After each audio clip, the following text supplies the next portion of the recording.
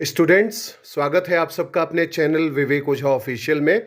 आज के एपिसोड में यूपीएससी प्रीलिम्स के लिहाज से महत्वपूर्ण विषय का चयन कर रहे हैं और विषय है भारत का ह्यूमैनिटेरियन असिस्टेंस टू किरिबाती।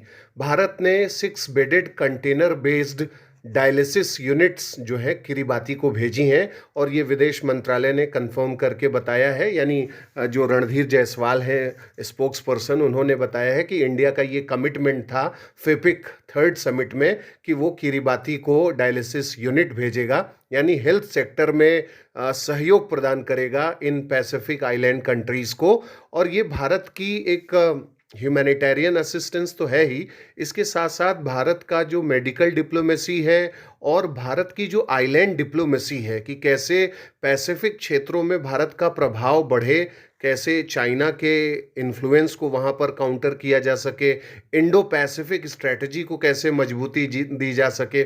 और इसके लिए हेमोडायलिसिस मशीन्स मार्शल आइलैंड को, समोआ को, सोलोमन को, नौरू को, इन सब देशों को लगातार दिया जाता रहा है। और ये काम इसलिए भी किया जाता रहा है क्योंकि इसे हम सॉफ्ट पावर के रूप में भी देख सकते हैं कि हम अगर इस तरीके से विदेशी राष्ट्रों को मदद करते हैं तो वहाँ पर एक ऐसा अच्छा परसेप्शन भारत के लीडरशिप को लेकर के बनता है कि जब भी चाइना या कोई भी अन्य देश पैसिफिक आइलैंड जो हैं उन सब छोटे छोटे टाइनी आइलैंड्स को, उनके एरियाज़ को अगर मिलिट्राइज करने की कोशिश करेंगे या अपने इकोनॉमिक मोटिव्स को पूरा करने का उसको लेबोरेटरी बनाने की कोशिश करेंगे, तो ऐसे जो छोटे आइलैंड्स हैं वो उन्हें रिजेक्ट कर देंगे, उनके ऐसे प्रस्तावों को। लेकिन इसके लिए भारत को कुछ इन्वेस्टमेंट्स तो वहाँ करना ही होगा। अब वो इन्वेस्टमेंट इकोनॉमिक कहिए या political, strategic, cultural, humanitarian ground पे या जो भी है, क्योंकि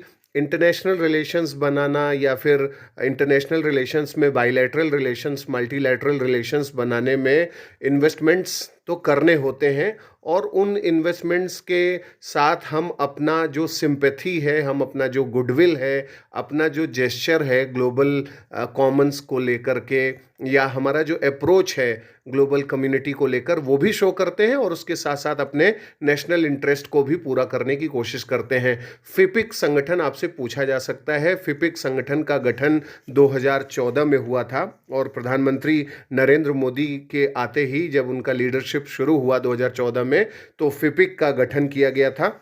और फिपिक में भारत सहित 14 सदस्य देश हैं, एक अकेला इंडिया इसमें है अलग से, और बाकी जो 14 देश हैं वो सभी प्रशांत महासागर के द्वीपीय देश हैं। ये इसकी खास बात है। इसमें Fiji, Cook Island, Kiribati, Marshall द्वीप, Micronesia, Nauru, New, Palau, Papua New Guinea, Samoa, Solomon द्वीप, टोंगा, तुवालू, वनवातू, ये सब शामिल हैं। और इन सब से इंटरैक्शन करने के लिए और महत्वपूर्ण मुद्दों पर चर्चा करने के लिए ही फिपिक जो संगठन है उसका गठन किया गया था, यानी forum for India Pacific island cooperation.